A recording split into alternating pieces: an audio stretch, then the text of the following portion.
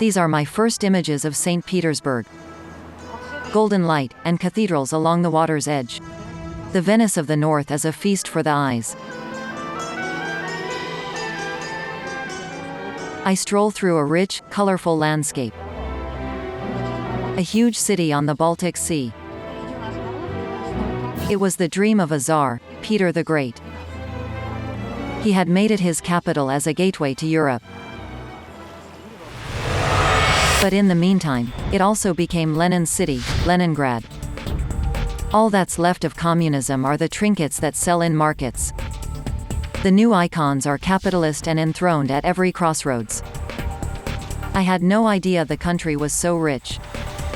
There are also those left behind, babushkas with their little pension. And all the forgotten soldiers from Afghanistan and Chechnya. St. Petersburg also has a bad reputation. I still have snippets of the news in my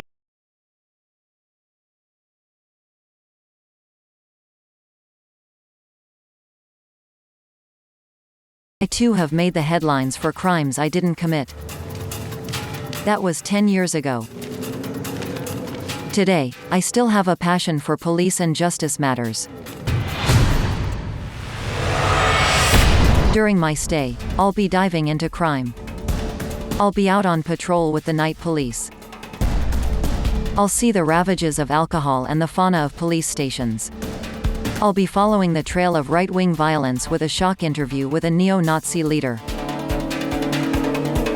The trail of car trafficking too, with the confession of a mafioso with 5 telephones.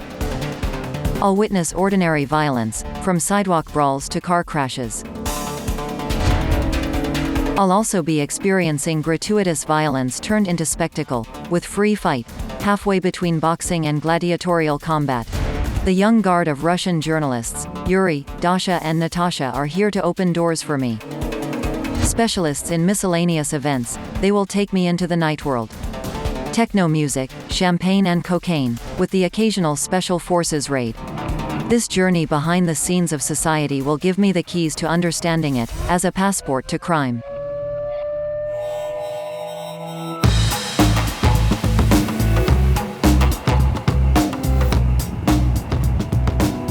Saint Petersburg never sleeps. 4 million inhabitants. As in all the world's megacities, night is more violent than day. Police station number 7, Central Sector. It's 8 p.m. This is the first time foreign television has been allowed to follow the Saint Petersburg police. My shoot starts at the armory. Number 10, please. Here is Captain Banov, 40 years old. We're given bullets, enough to fill 2 magazines. Everything is in order. Apparently, weapons are strictly controlled. These are Makarovs, the Kalash's little brothers. Timeless, safe and easy to handle.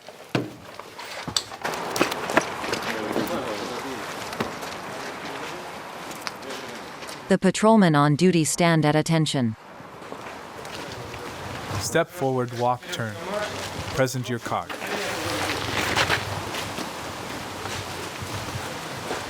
Checking police plates. In Russia, the police sometimes take on a military air. You are hereby ordered to perform your duties with the utmost respect for the public. Ready? Positions. Right. Walk. Let's face it, they don't play around with ethics, and enforce order without brutality.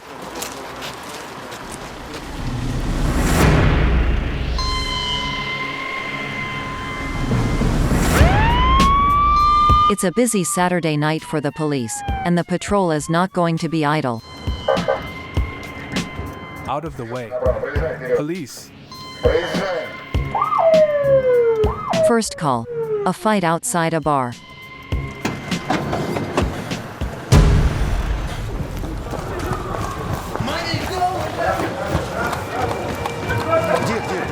Where?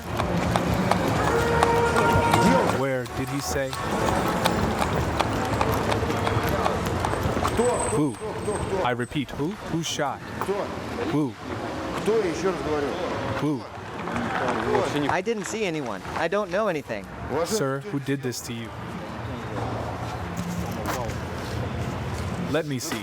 Did somebody break your nose or something? Teeth? 4 missing teeth and a broken nose. There may also be a head injury. Apply cotton. He had 4 teeth knocked out on Domskaya Street, number 9. Please send an ambulance ASAP. He's bleeding badly. Thank you. There? Where exactly? Show me. There? It happened there, right there? There, at that place, right? A few yards away, the bar's bouncers watch the scene with a strange air. Do they have anything to do with it? The paramedics take the victim aboard, but the captain isn't finished yet. I'm coming. Guys, just a second please before you close the door. I'm going to ask the kid some questions. Boy, tell me, are you able to concentrate now? Can you try to talk to me now? Go on, tell me who did this to you.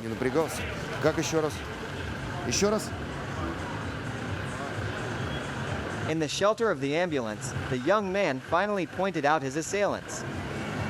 According to him, he got punched and kicked down. There were 3 of them. The 3 bouncers from the bar, but they've disappeared.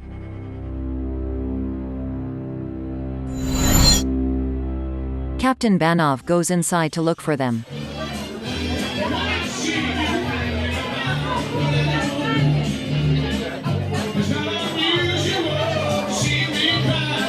In vain, they fled. An APB has been issued. The victim is taken to hospital.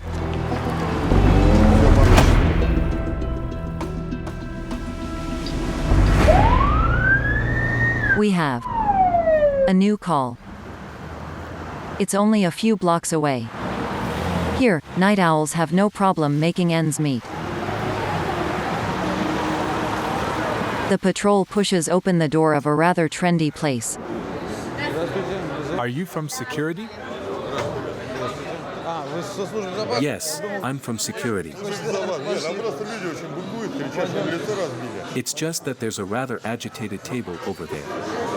They even punched someone. These 2 clients refuse to pay the bill. They are charged for a bottle of vodka which they claim they never ordered. The problem is, they drank it. They are taken out Manu military to the drunk tank. Should we take him to the station in this state? He's acting, you see. The first has gone straight, the other is going to resist.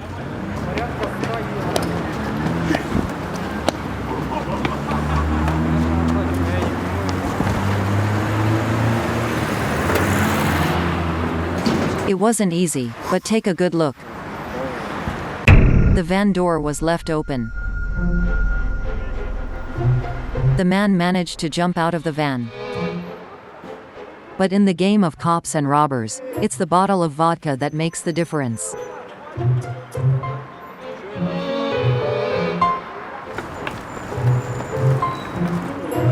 Advantage to the gendarmes, who didn't drink. I caught him on the street over there. Excuse me, I need to catch my breath. Alcohol, perhaps the worst of scourges in Russia. And for the patrol, one operation follows another.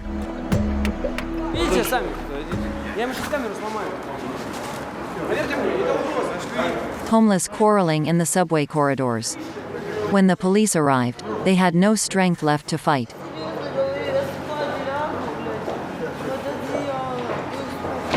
For men, life expectancy has fallen to 58 years. The patrol picks up the drunk men. Cell van, then police custody. Surprise. At the police station, the atmosphere is fairly calm, sober, even. Yet these young people are there because of alcohol. We were going dancing. We were waiting quietly for friends and had alcohol with us in this bag. The cops picked us up just to boost the statistics. Why this cact? Because the law has changed. It's forbidden to drink a single drop of alcohol in the street. Ironic, for Russia, but an injustice. The poorest people have nowhere else to drink.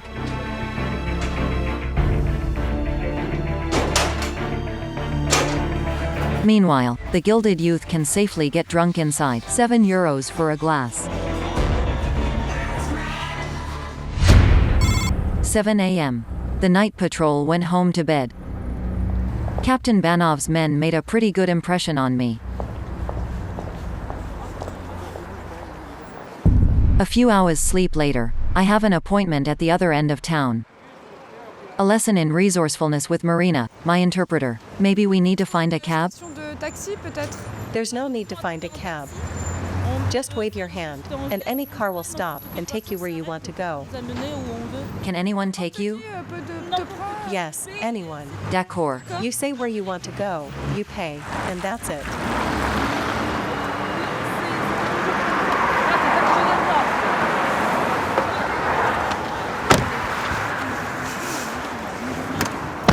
People are actually quite friendly, I think. Helping each other out, like this. Well, yes, but it can still be dangerous. Have you ever had any problems? With? You can be assaulted. It happens. To girls, yes, and thefts too. Do you often take passengers like this?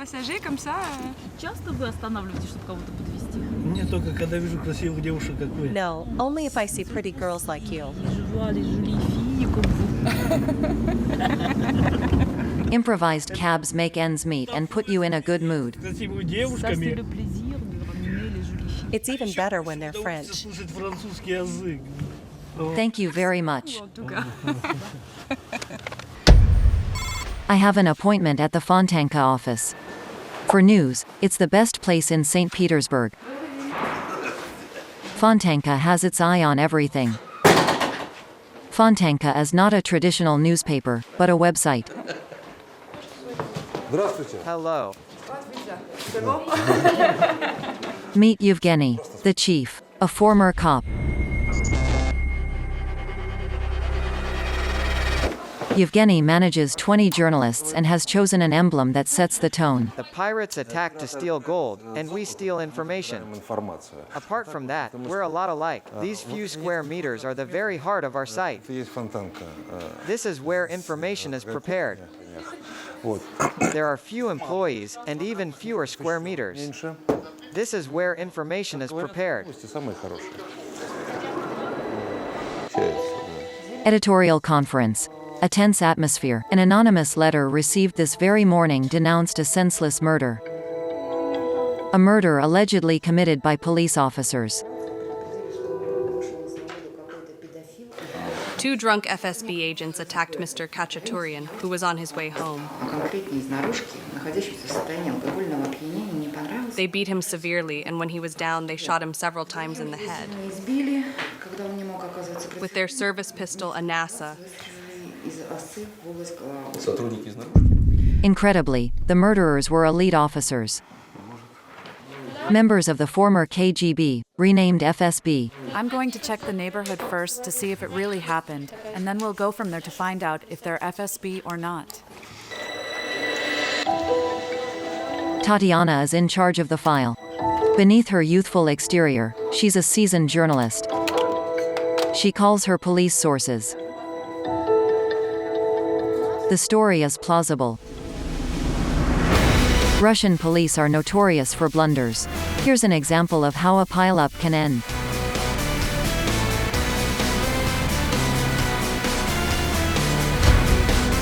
Women are not treated any better. These amateur images prove the beating. The police will plead contempt.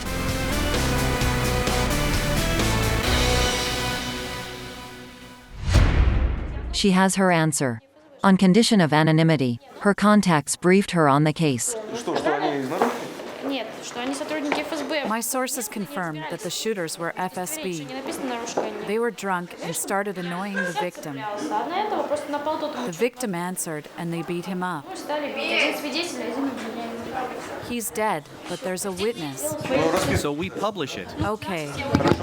I'll tell Julia to contact the military tribunal. I decided to go to the scene of the crime. At the crossroads is a photo of the victim. A small altar was improvised on the spot where he was shot. I thought it was a traffic accident, and I find out it was something else. I'm shocked. These people who are supposed to protect us are killing innocent people.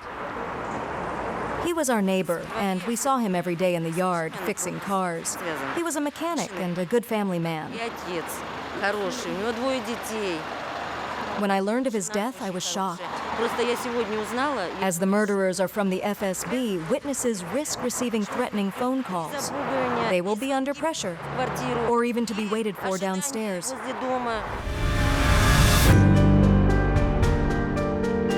This neighbor is right to be suspicious. We learn that the two presumed murderers live in the neighborhood and have just been released. I knock on the door of the widow, Natasha Khachaturian. She hides away in her home, living with the curtains closed even in broad daylight. Natasha and her husband, of Armenian origin, met and married in Saint Petersburg 12 years ago.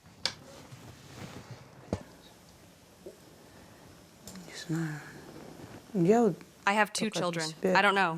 I can't even imagine how I'm going to live without him. I don't know. He was the most important person in my life, the closest and dearest to me. He was my partner, my friend, my everything.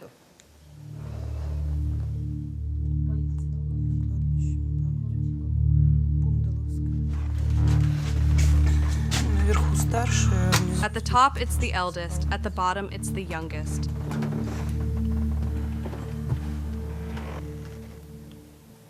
I think that such people do not belong to the FSB.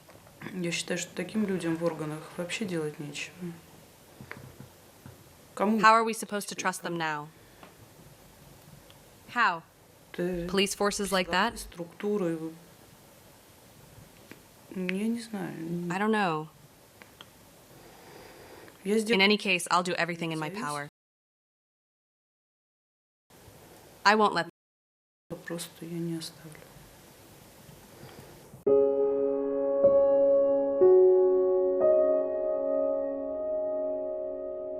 One woman alone starts a long battle against justice.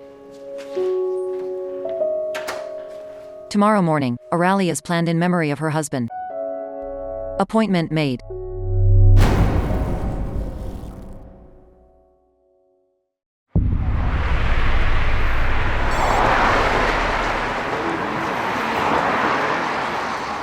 (10 a.m.)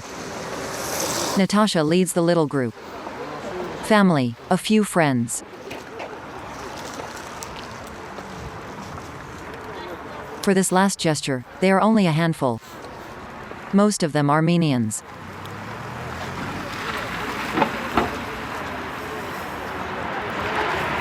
Their silence surprises me. I can only imagine the angry demonstrations that would have taken place in France. Is this battered community resigned, or just sad? No neighbor wanted, or dared to join the ceremony. But the whole neighborhood knows. A man wants to talk to me. Let's go this way.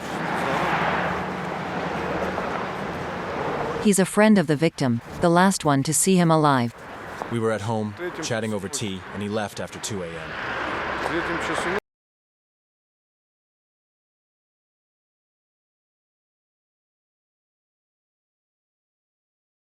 Russia is far from safe.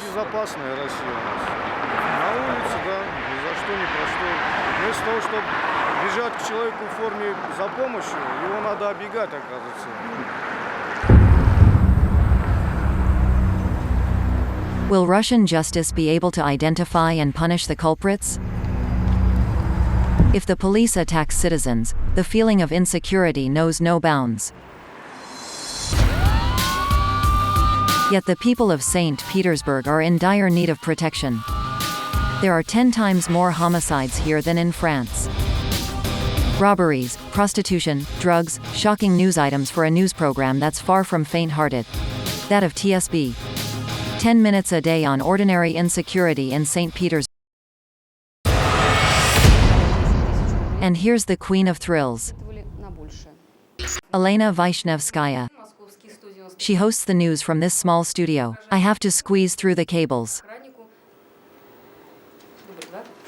How long have you been presenting the show? It's been 10 years. Yes, 10.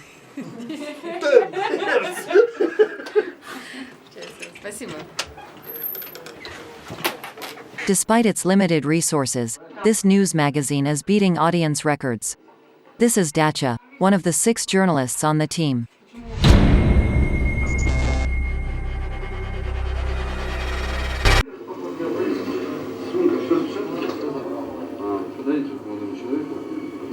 What are you doing there, Dasha? Right now, I'm handling a subject we shot last weekend on Saturday. We followed a drugs raid in a nightclub.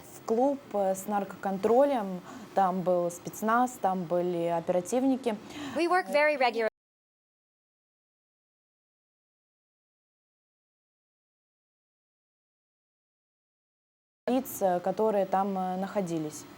It's a classic of the trade. The easiest way to get the news flowing and provide 10 minutes of crime every day is to work with the police.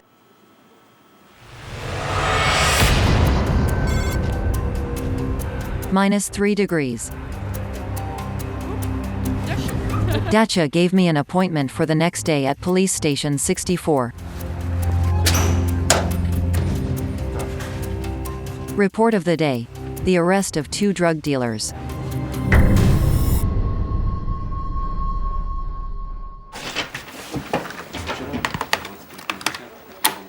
What are you going to do now? We'll be interviewing everyone about the case of these 2 young men who were arrested.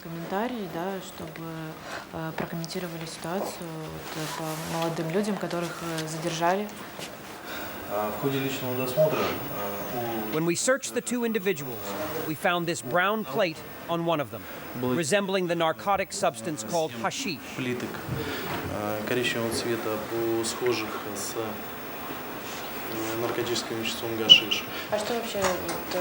They will be charged for that? One of them claims that these substains do not belong to him.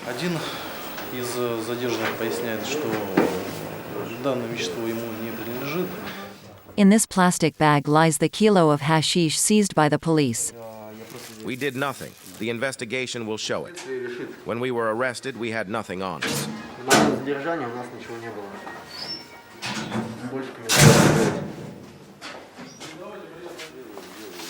Innocent or not, they'll be on the news tonight. It's a win-win situation for TV and the police. Is it also part of your daily routine to work with journalists? Yes, we also call for witnesses. We show the defendants on television and then take testimony from those who recognize them. This allows us to flesh out the case file. Filming continues. The cameraman feels right at home. A second. Okay, guys, you're going to step back a little bit.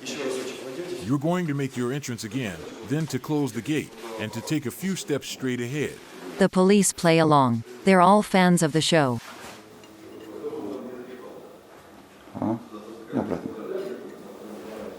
And collaboration works both ways. We're going to agree on 2 or 3 questions. In any case, whether it's you or us, there's not much difference. So my first question is, does he know what he's accused of? Or rather, why was he arrested? And then, what is he suspected of? That's what we call complicity.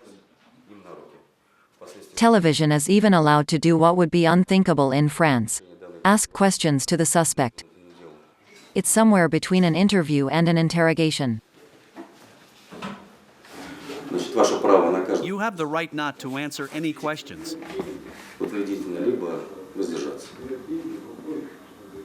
I get it. You say someone asked you to do this? Did you know these people? The ones who asked you for this service? I knew one of the people, so I played along. I did what he asked. You mean it's someone close to you? No, just an acquaintance. I've known him for 6 months, 7 at the most, I don't know. With this kind of staging, it's hard to see how television could ever criticize the police. Dacha doesn't hide. It doesn't bother us at all. I think it's important to show the criminals. And I think that to a certain extent, the media help to solve a lot of crimes.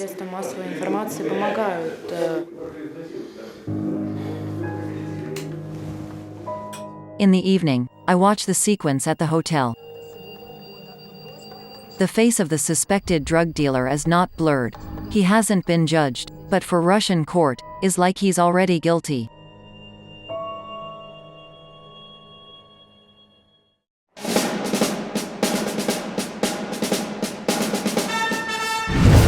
In the days of the Soviet Union, television used to broadcast the trials of the enemies of communism. Today, there may be something left of it. 70 years of dictatorship. For the casual visitor, it's just folklore. But in minds and laws, the USSR is not dead. Here's an example of an institution that has survived: the neighborhood police force.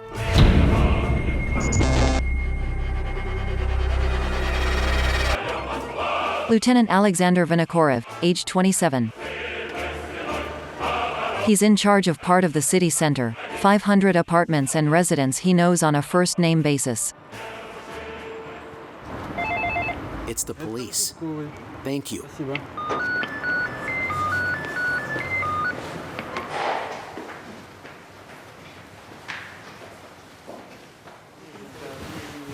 Ivan Ivanovich, 87 years. Come in, come in. Are you taking it out, or am I? Is it here? Yes, it is. Here, at the bottom. Alexander is interested in Ivan's old shotgun.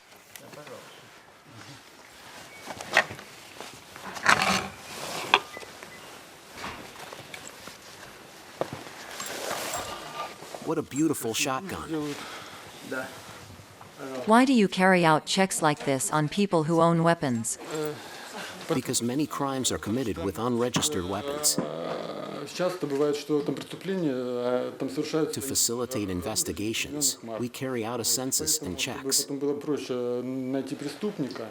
It provides us with data that can prove useful. Maybe the shot was fired from this gun. Yes, but maybe not with that shotgun. In the realm of the Kalashnikov, weapons of war can be dealt under the table for less than $100. Doesn't it bother you that the police come and check you out like this? It's all in our interest. There are enough weapons circulating in our country as there are in yours. That's fine. Goodbye, then. Goodbye.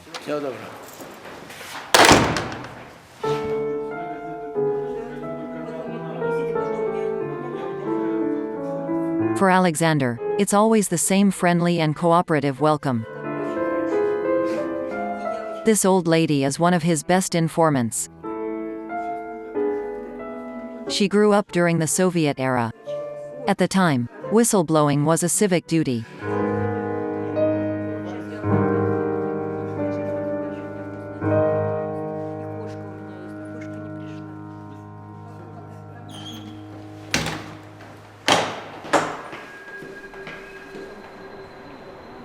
The communists were hunting the bourgeoisie. The most beautiful apartments were confiscated. The poorest people were housed here, a family in every room.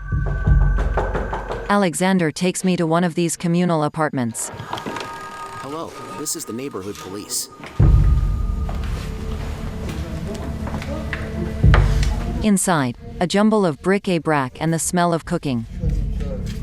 Several families are crammed in here, and this tenant is very angry. I'm cleaning the toilets again. I came home from work to find them disgusting. It's their fault. These guys there. I just woke up. But please come in. Who else is home? Well, my wife.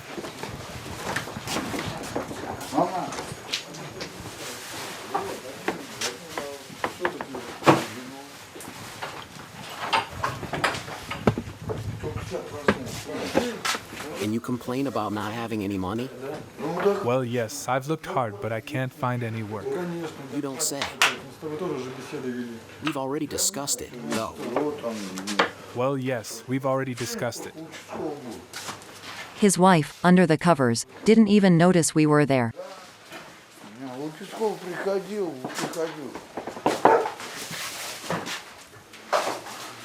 Did you hear the dog? They're home for sure. What are they doing? Getting drunk? Or they're just sleeping it off, the bastards. Hey, Stella. Shut the fuck up! Oh, the look on your face. Easy now. It's not forbidden to get drunk at home. Alexander can't do anything.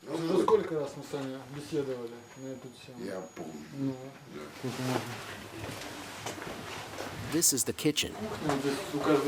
Each occupant has his or her own space, a spot for preparing food, and storage cupboards. Each room has its own corner. To each his own. And for everyone, this bathtub. The kitchen doubles as a shower room. This room is the most crowded. Sometimes it leads to murderous urges. Alexander tells me that this man tried to stab his two neighbors. He was drunk and blamed them for not tidying up the kitchen. Tonight, the knives will remain put away. Thanks, perhaps, to Alexander's hard work. I'm also convinced that this work is helping to reduce the number of offenses. That's why the work of a neighborhood police officer is one of the most essential and oldest. This job is over 80 years old.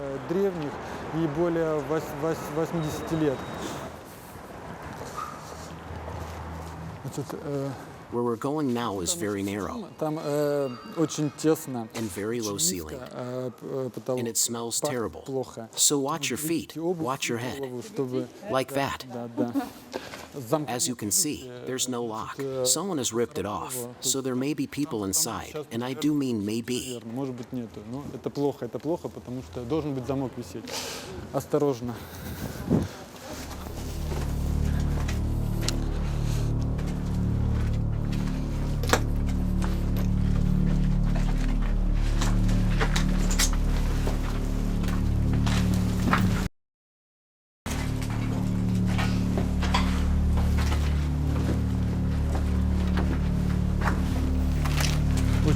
Careful, it's excrement.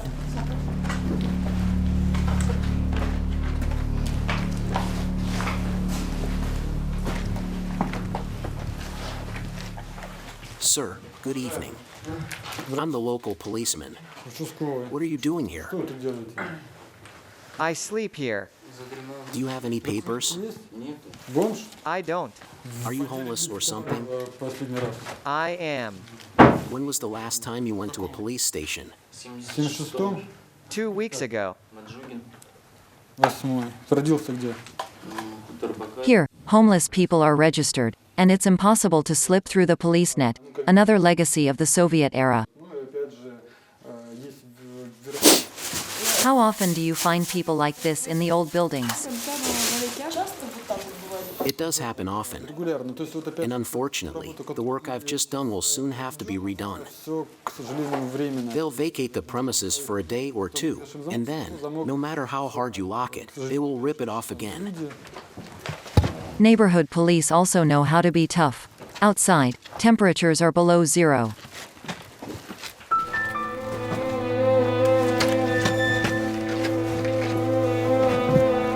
Thank you, thank you. Thank you. Goodbye, Alexander. In Russia, it's as if the revolution never happened.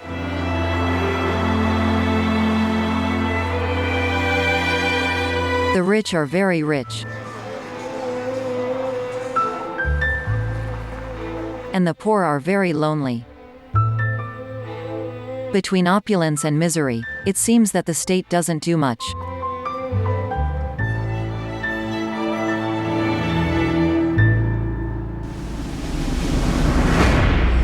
I take a cab back to the hotel with Vladimir. A top-notch driver.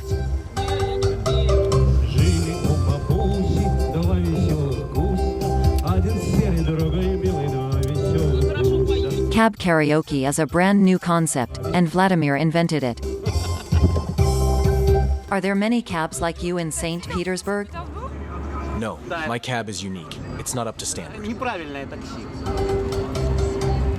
Saint Christopher, patron saint of motorists, may Vladimir never have an accident while watching his screen.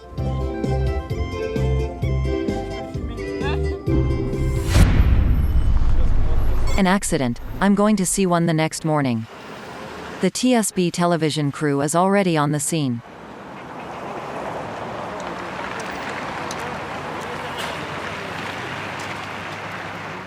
He was very lucky. This is the driver of the crashed car. He's still in shock. How are you? Leave me alone at last. Is it serious? It was a huge, violent crash, yes. The driver is not at present in a position to tell us what happened, but at first sight it would appear that he hit the back of the truck. He may already have been unconscious at the moment of impact. The damage is impressive, but for TSB it's business as usual. I've seen much worse. For example, when there's nothing left of a car. This is still a lesser evil. The proof is in the police cameras. More and more traffic with snow, speed and alcohol.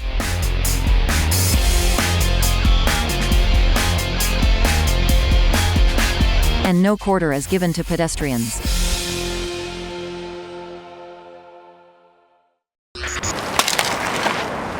In Russia, it's impossible to move a car, even a scratched one, before the police arrive. It's a matter of insurance. So every time there's an accident, there's a traffic jam. Vitaly, the cameraman, has a little idea to help the traffic flow. Women at the wheel are a dangerous lot. In the majority of road accidents, it's a woman who's involved. The Russian man is a bit of a macho. On the road, the police keep a watchful eye. There are the hit-and-run drivers, and then there are all those who have something to be ashamed of. How to spot them in the stream of cars? With this electronic eye, it recognizes license plates in real time and compares them with the banditry or road violence files. Take a good look. The captain is bragging about this technology. Driver involved in casualty accident.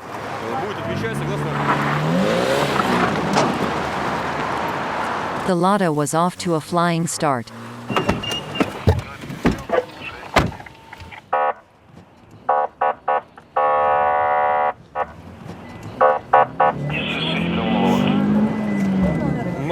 This car is wanted.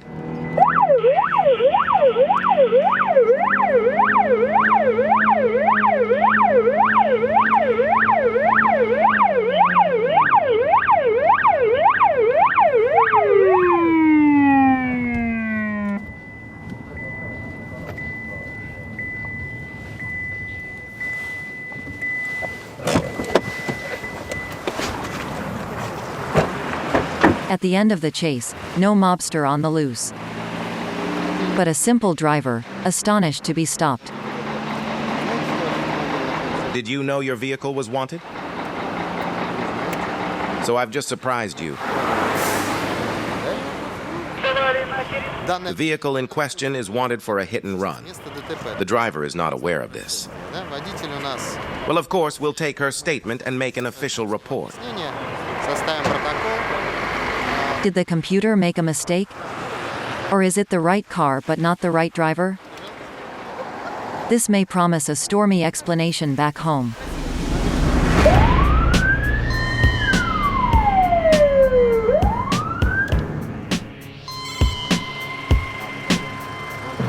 I rejoin Captain Banov for a second night's patrol. Barely out of the police station, he had the van stopped near a suspicious car. You here? She wanted to make a hole. Look, she'd already started. A hole in a bottle. For the patrol, it's like being caught in flagrante delicto. Please stay here. Why were you doing that? Just for fun. What now? Yes, just for fun. Look, this girl tried to pierce a hole here. Why? Then the smoke fills the bottle.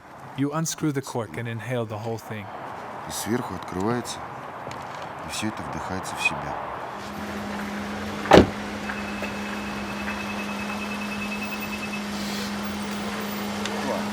By the time we stopped and got out of the van, we were spotted by these youngsters, who took the opportunity to throw away what they had. Plastic bags, aluminum pellets, stuff like that.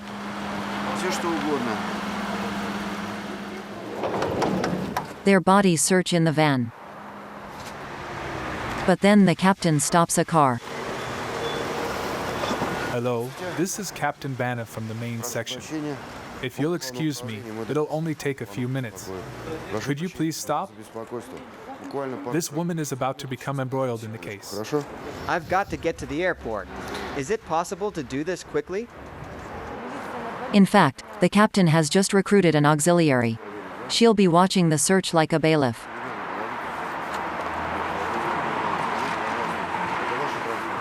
Please exit the vehicle now. Open the driver's door. Witnesses approach. Perhaps the presence of the two witnesses will put you in the right frame of mind. You don't have anything on you? Are you sure?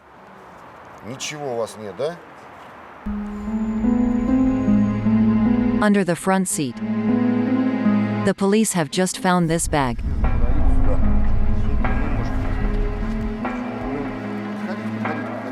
They open it under the witness's gaze. The captain had flair. It contains amphetamines. The bag belongs to this woman. For her, sanctions are immediate. We'll let everyone know. Your employers, your family, you're going to be on file now. Your license is immediately revoked because drug addicts aren't allowed to drive. I'm not a drug addict. Yes, yes, everyone says that, you know. Cascading consequences. Russia is no joke when it comes to drugs. Off to the police station for questioning. The witness motorist must also follow.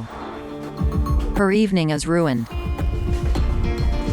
It's 2 a.m. in the cells. The detainees are already asleep. The alleged drug addict admits the facts, but has an explanation.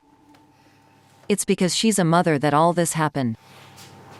I took some to make up my own mind, and if my kids ever try it or someone suggests it to them, I'll know how it feels. It's just curiosity, that's all. The witnessed motorist takes it in her stride. It's nearly 4 a.m. For the law to be respected, everyone has to do their bit. In any case, that's the rule. People know they can call on the police. So when the police call on them, it's normal for the citizen to be here too. Otherwise, there's no order. A fine example of good citizenship. But what a confession too. As if, without a witness, the police were bound to manipulate the procedure. The mother signs her statement. She'll spend the rest of the night in her cell.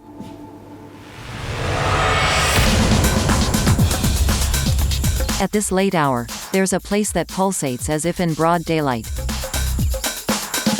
The Arena. Saint Petersburg's most glamorous nightclub. Are there any banned substances here? Cocaine, amphetamine, or heroin? In any case, drugs have become the leading cause of death among young Russians. The authorities have declared war on it.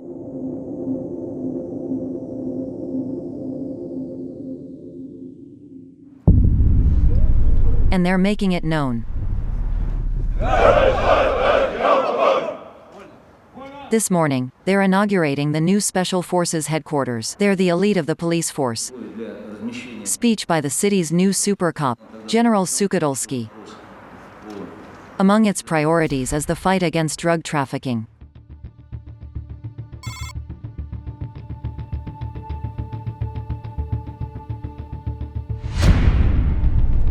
The next day, I'm off to the field with the Special Forces.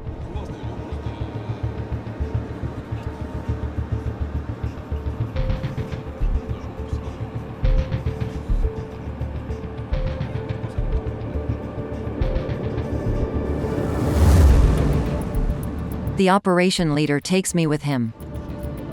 It's forbidden to show his face. The target, a nightclub on the outskirts of Saint Petersburg. We approach the nightclub. We're now 5 minutes away.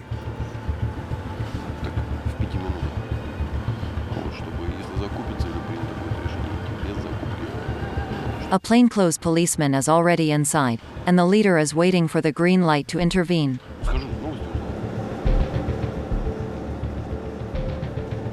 We get a text message 1 hour later. It seems that the dealer isn't here, and that we have no reason to wait any longer. Did the dealer spot a trap?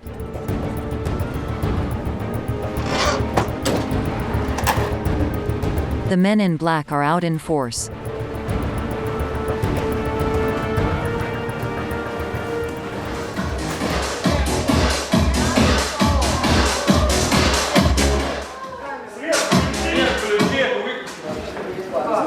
Weird atmosphere. The last party goers are not very impressed. I have my own conscience. The leader of the operation leaves no stone unturned.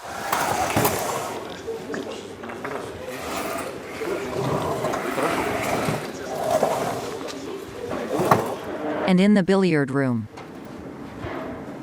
As you can see, we didn't stop the festivities for nothing. These are amphetamines.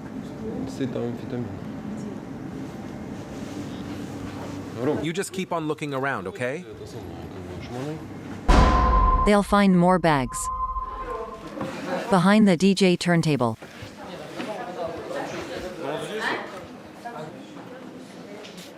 Hashish, amphetamine, and even, hidden behind this panel, a syringe.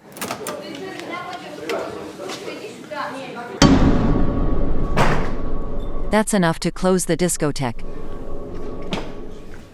Drugs are never sold on the streets. It's not like in American movies, where dealers roam the sidewalks. Here, deals are usually done in apartments or clubs. The police patrols may have something to do with it.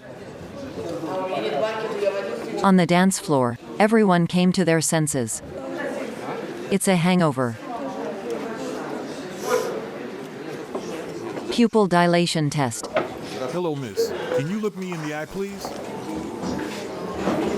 Thanks. That's it. You can go home. The exit's this way. This one is sober too. His eyes react normally to light. Well, let's get everything to the station and see what we can find. Very well. And we'll interview the two DJs. They're really stoned. In the end, we have a few people who have taken drugs. We will continue to question them to find out who supplied them, when and how, and our main task is to follow the trail back to the suppliers. In the meantime, the police explored the premises and made a discovery. Upstairs are a jacuzzi, a massage table, and bedrooms. The discotheque is a brothel. The prostitutes are gone. Yet the place looks like a simple commercial building. Impossible to guess the mafia's role into it. The mafia is also about stolen cars, about 30 a day in Saint Petersburg. In Russia, low wages are around 200 euros a month. A luxury car is fortune on 4 wheels. I'm trying to find out more about this traffic. This morning, I received a text message. A trafficker agrees to talk. I've been waiting for over an hour. Here he is. Behind the wheel of the most expensive 4x4.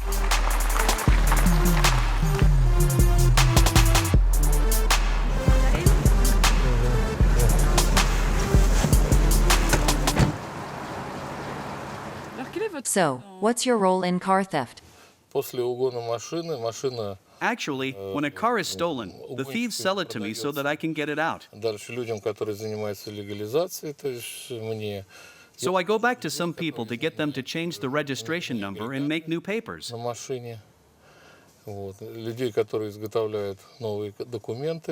And is it a good business?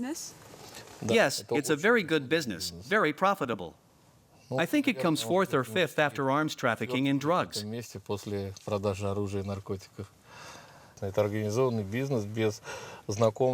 Without contacts, without protections, you don't survive in this business. One disappears. If you don't do what they do, you leave in the first car. 3, 4, 5 phones. Impressive. What is it? This is one of my different phones. I'll call you back, okay? You absolutely must have several numbers that correspond to different people. That way, you won't be spotted. And are the cars stolen only in Russia, or do you also have cars stolen abroad? No, I don't just do that in Russia. Because cars that are stolen abroad, it's much less risky. And your Porsche Cayenne, is that a stolen car too? No, of course not. People in my profession can't afford to drive stolen cars. It would be the perfect excuse for the police to arrest me. Legal or not, his car arouses the guard's suspicions. Our informant senses the danger and cuts the conversation short.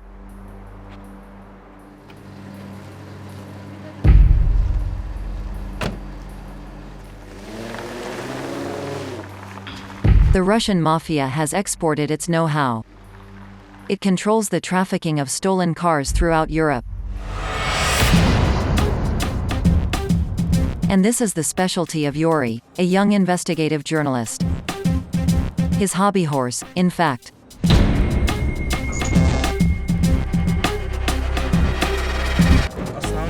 My aim is to prove that these things do not go unnoticed, both by the reader and by those who traffic. Yuri takes us to the impound lot, where stolen cars await their owners. Yuri has an appointment with one of his contacts, a man investigating on behalf of the insurance company. This number is the car's identity card. It's as fake as this plate. The car has been stolen and the identity made up in Saint Petersburg. Thanks to the information on the electronic unit, I finally found the original number and its owner. Yuri takes photos to illustrate his future article. Is it dangerous? Of course I'm scared, but who else but me is going to do it?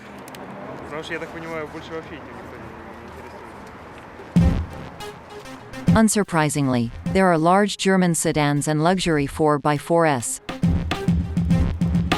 More surprisingly, backhoe loaders too. In Russia, everything that rolls gets stolen. All you need is the right tools. This is a thief's favorite tool. I found it in the car.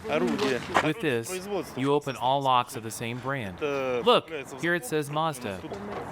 It's called a lockpick. I'll show you. You insert it, rotate, and voila. No need to break the window with this kind of master key. But thieves have an even more effective tool, with which nothing can resist. Someone who wants to steal a car always has in his pocket, depending on the car, a bundle of cash ranging from $1,000 to $10,000. If the police catch him red-handed, he takes the money and drives off, sometimes even driving the car he's just stolen. What corruption! I find it hard to believe that you're able to buy those who've just arrested you. Yuri will convince me, though, and I'm off to the traffic police. That's the traffic police branch. Отделение полиции, вот даже знаки висят, спецполк УГИБДД. And now it's the patrol garage. Там их гараж.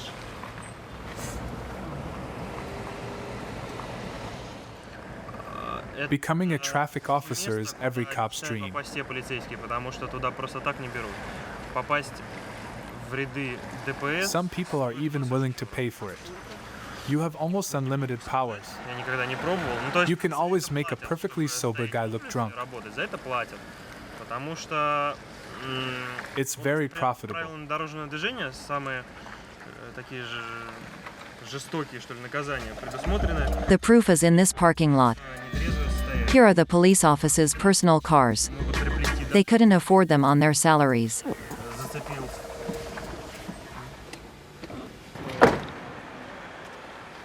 Легально, я думаю, Buying such a car legally is virtually mission impossible for a policeman. зарплата примерно 500-600 евро. They earn between 500 and 600 euros. 30 тысяч A евро. car like this costs at least 28,000 euros.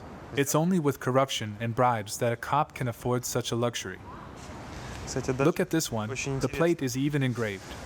МВД Российской Федерации. MWD, Ministry of the Interior. It's an imprudence. With this plate, the owner betrayed his membership of the police force. How can he justify his purchase? Yuri tries to meet him. No use.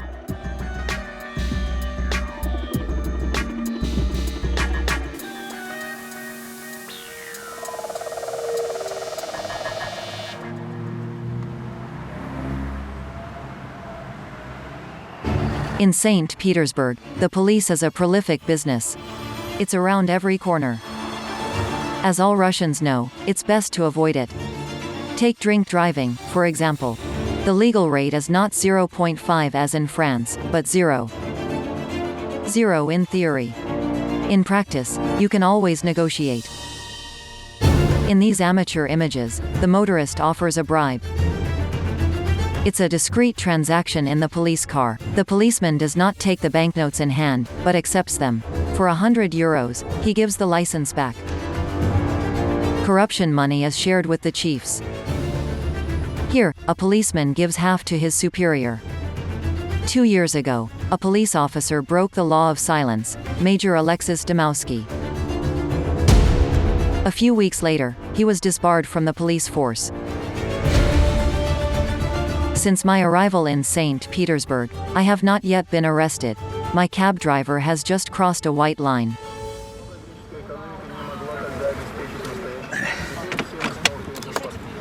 Stay seated. I'll go and see him.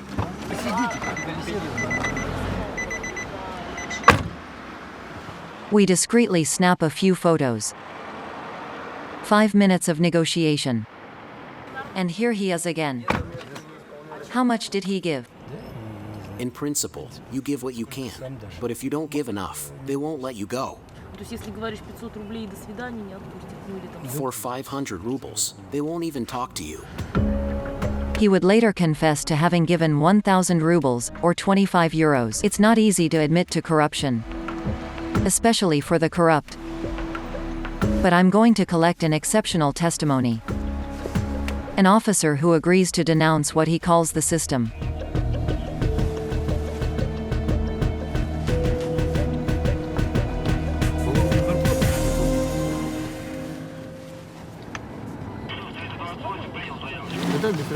Police generals give cars to their kids that are worth thousands. But what about us? The rest of us pay for the service vehicles ourselves. The petrol for the patrol cars is paid out of our own pockets. The pens and paper for the reports are out of our own pockets too. The uniforms are at our own expense. 99% of the workforce, in one way or another, is corrupt. The system itself forces them to be.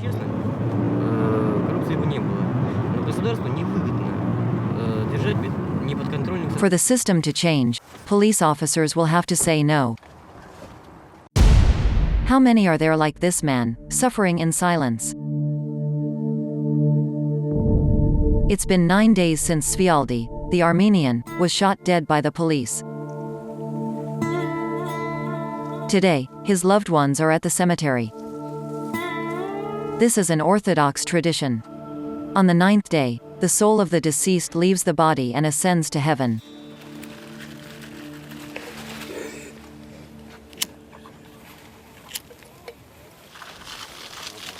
Natasha, the widow, hugs her son. It is very cold around the departed. To keep each other warm, vodka is passed around.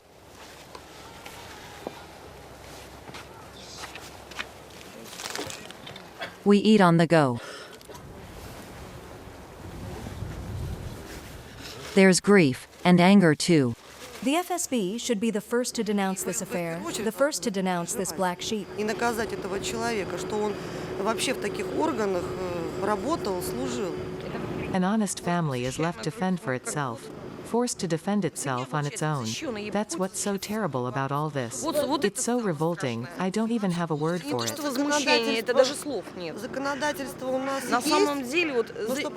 We do have laws and structures to protect us, but we have to push them to do so. We're the ones who have to get the ball rolling, alert the media, use the internet. The law doesn't make a move, anything. We have to make it move. This woman is suffering, and she has to defend herself and her children all by herself. That's how things are, here. I'll be back to see Natasha before I leave. A sad picture. This broken widow relies more on the church than the state.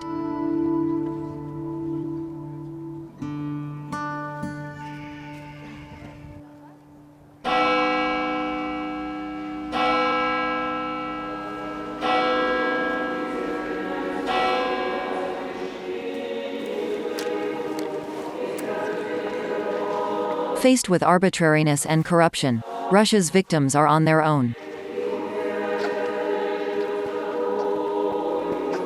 Outside, society is brutal. Reassuring words and sacred music are heard in the shadows of churches.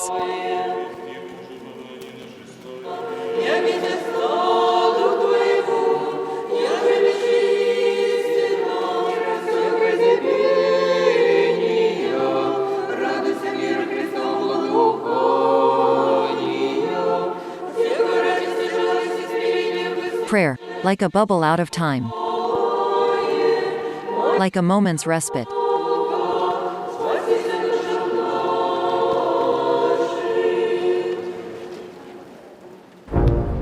Outside, a few people stand up. Against the state, against the abuse of power. Their code name, Voina, means war. Attacking symbols, nothing could be more effective for these rebels. Overturn a patrol car. Kissing women in uniform. Or taunting the police. Giant graffiti on the city's largest lift bridge in just 24 seconds. And here's a 65-meter-high phallus, erected right under the FSB's windows. A schoolboy prank that doesn't have the authorities laughing. Here are Voina's two leaders. Natalia, nicknamed the Goat, and Oleg, nicknamed the Thief. They're a couple of artists. They never part with their newborn. Arrested, released, pursued again, Oleg and Natalia went underground.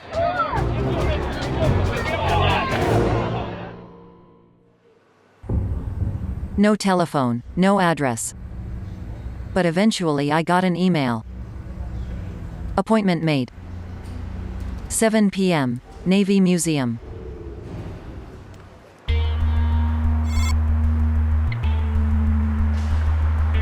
I'm with Marina, my interpreter. No one's here. And then Natalia arrives, on her bike. She verifies our identity. Her partner Oleg had been watching us for some time. With his child on his back. We're off to the banks of the Neva. I suggest you go down a few steps so as not to attract attention. There are no walkers. It's -5 degrees. I have images of their exploits on my computer. So this action you took was a protest. Why? What we're trying to do with these operations is to challenge the corruption that's suffocating society, just as a prison would suffocate it. Corruption prevents people from living. That's why it needs to be challenged, and rather strongly and expressively. That's what we artists do. We call on people to change things and fight corruption. What we'd like most of all is for people to stop being afraid. We try to demonstrate that there is nothing wrong with stating one's convictions. Today, your life is complicated and difficult. Do you regret your actions in relation to this? No, and we're ready to answer for every single one of our actions. And if we had to do it all over again, we'd do it again without hesitation. We're the subject of a nationwide federal police search, and I'm also the subject of an international search warrant.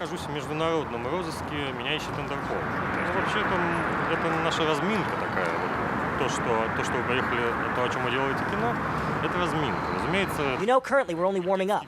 Everything you filmed is just a warm-up, like an adolescent's pranks. But soon we'll grow up, and then we'll get down to business. Is this a threat?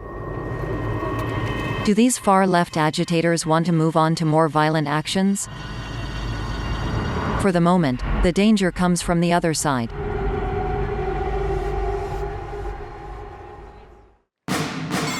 November 4th. Today, the far right wanted to march through the center of Saint Petersburg. The authorities have said no. The meeting will be held in the suburbs and will be heavily guarded. Glory to Russia. Glory to Russia.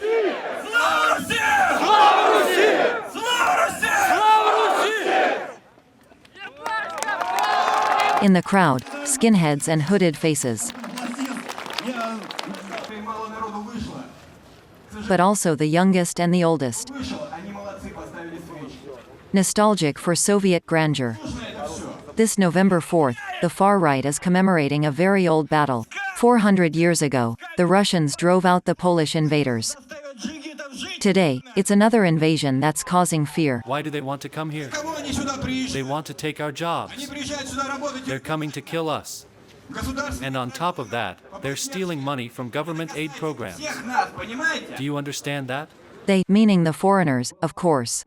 But apparently there are several categories. I think the real problem is the power we give to the Jews, who take advantage of this to bring hordes of black asses from Asia and the Caucasus to our land.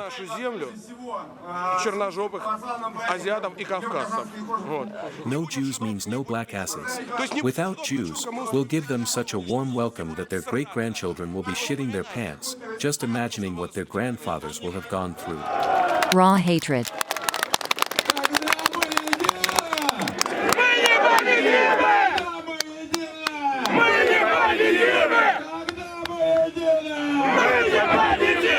You might have guessed it with those flags. It's not far from a swastika. This young demonstrator is armed.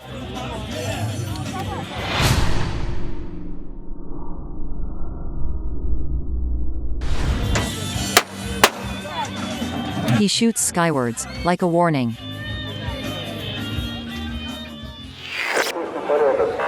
Sometimes, there are no warnings. Moscow, December 2010. 5,000 skinheads took to the streets to avenge one of their own. They went on a headhunt with facial discrimination. Fortunately, the police intervened. 30 injured, 6 of them seriously. The worst was avoided.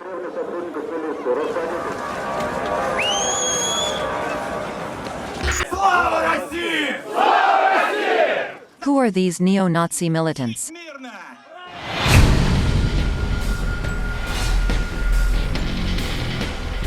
Bobrov, with his name that smells of sulfur, is the former leader of Schultz 88, a group of sinister memory.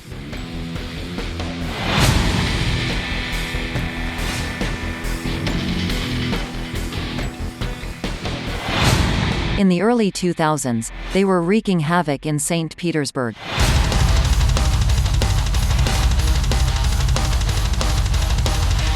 Fighting, beating and gratuitous aggression.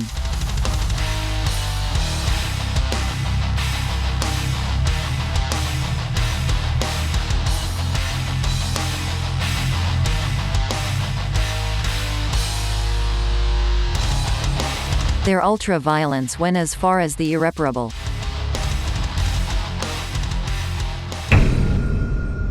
There was at least one racist murder a month. Yevgeny remembers. The owner of the Fontanka website investigated these neo-Nazi movements.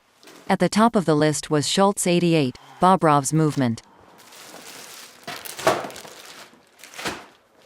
This is what they publish. It's an illegal newspaper, but a newspaper nonetheless. And here you have a second, a real work of art, signed Schultz 88. The author is from Saint Petersburg. It's Bobrov. This is what he was publishing before he was arrested. You'll find anything and everything. I've had their political program in my hands. I can tell you that the blood spilt during the October Revolution or the French Revolution is nothing in comparison. They're real public menaces, monsters, capable of gouging out eyes, murdering one of their own, drinking blood. And this time, it's a body discovered by the police, that of one of their fighters. They had decreed that he was a traitor, and any traitor must be executed. Putin's power would break these public menaces' backs. Murderers get life sentences. Groups are disbanded. Leaders are arrested, like Borov, who will serve 3 years in prison.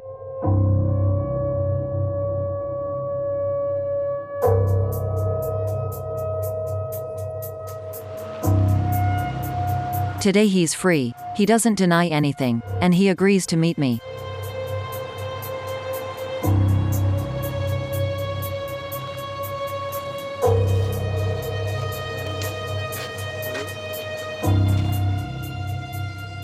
You're the founder of the Schultz 88 Inches group. Where does your group stand today? It's been a long time since the court banned our organization. The majority of our members have been convicted, and most are still serving their sentences today, including some who received life sentences. So our organization no longer exists. But many of our former members continue to fight, with totally different methods. What do you think of the younger generation? Do they share your ideas? More and more people are supporting us. If you attended the Russian March, you must have noticed that most of the participants were young people. And we are supported by people from all walks of life. We have the people and public opinion for us. Actually, public discourse in recent years has become completely nationalistic. We could never have imagined it back then. Today, those who take part in our events are just a tiny fraction of our supporters.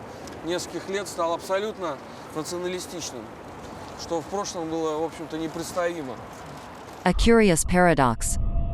Bobrov and his neo-Nazis would have lost the battle of the streets. But they won over public opinion. I'll find out the next day.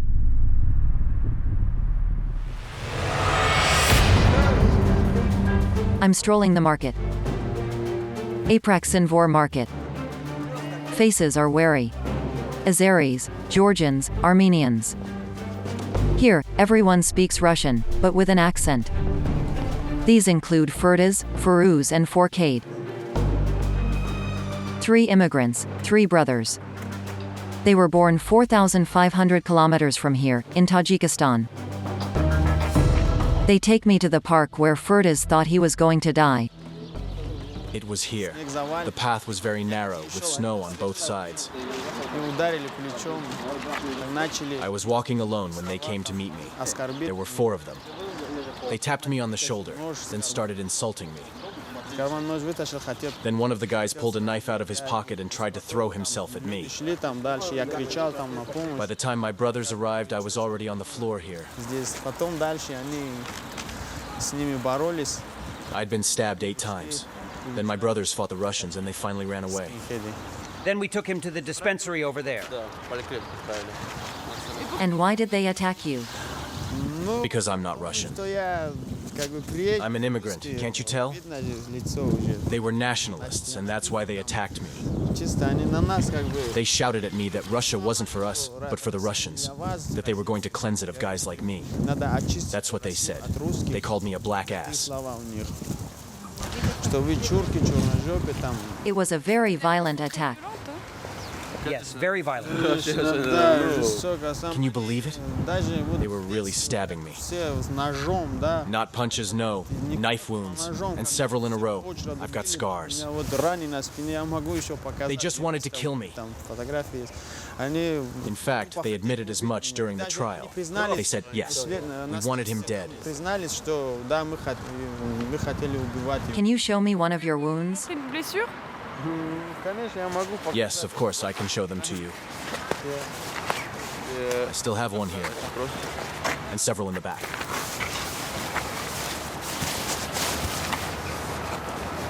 Ah, yes. And 8 stab wounds like that. Who are Ferdaz's attackers? Neo-Nazis or kids with no history? They meet here every Saturday, very early in the morning. There's a gym there. Yes, it's their gym. They go there every Saturday to train. It's over there, somewhere behind those buildings.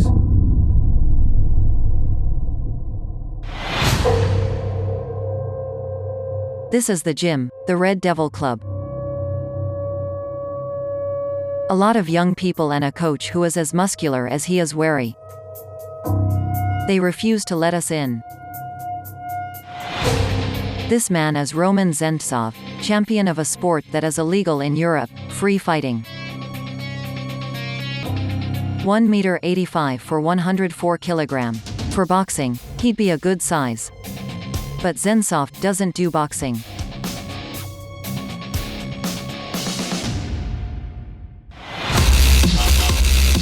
Free fight. All blows are allowed. Fists, feet, or knees.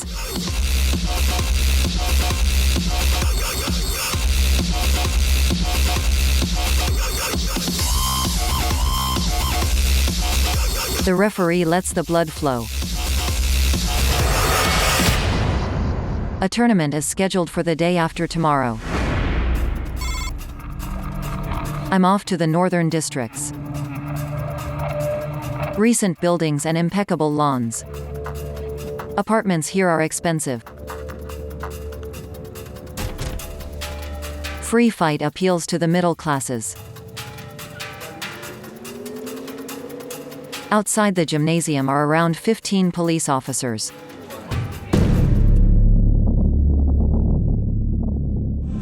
Inside, 100 or so fighters. They're warming up, just like any other athletes.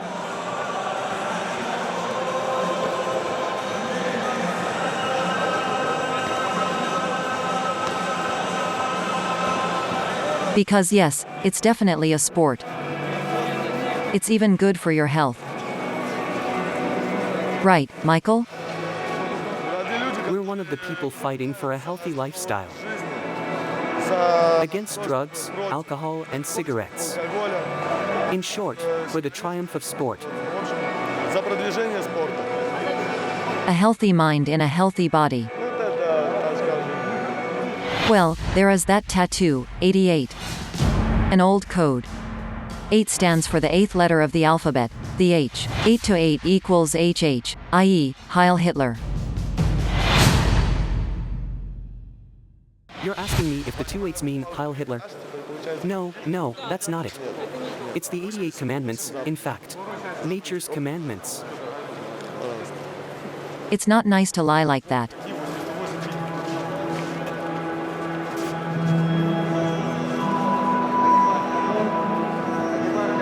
There's no point in clumping together for presentations. You line up, I'll go first, and you follow. With young people like that, the country's future is assured. Each and every one of us is ready to fight to defend our country, our loved ones, and our family in difficult times. Here, we don't raise athletes, we raise warriors. Here, it's not about participating, it's about winning. The tattoos set the tone. Free fighters fight for weird flags and slogans. This one, to know, to fight, to possess. That one, long live the reign of the white race. If free fight is a sport, then it's a fascist sport. We have several veterans among us, members of our country's most successful and prestigious forces, the Spetsnaz, and we applaud them. Even better, a commando officer supervises the competition. A huge thank you to all of you, because it's a real joy for the soul and the eyes to see all these men capable of defending their country, defending their family, defending themselves and their fellow man. Thank you.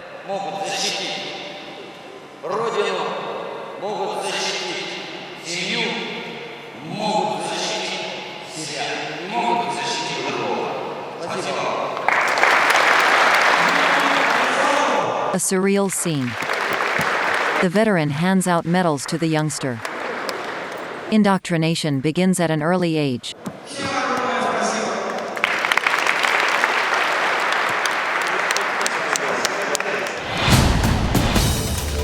Hostilities begin. Victories are by surrender or co.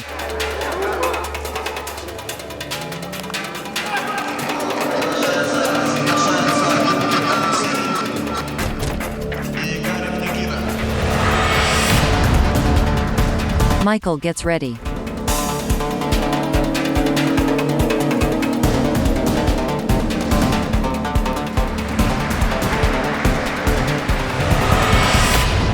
And off we go for 3 minutes of fighting.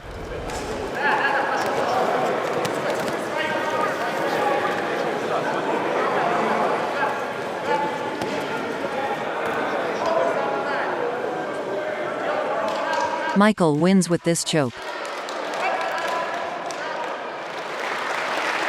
Applause.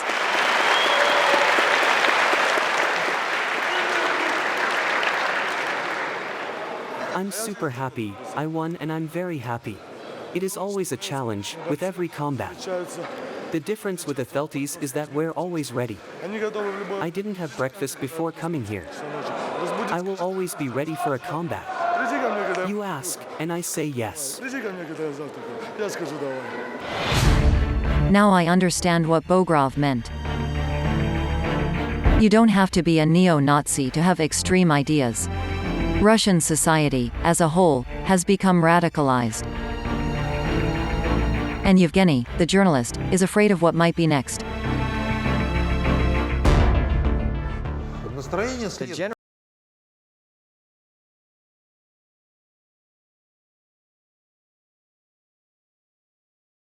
The state can't do it, someone has to take over. When things get to the point of murder, people back off. Killing is bad. Giving a beating, why not? But killing is wrong. But with extremists, it's different. With them, the fear is that they'll go further and start making bombs.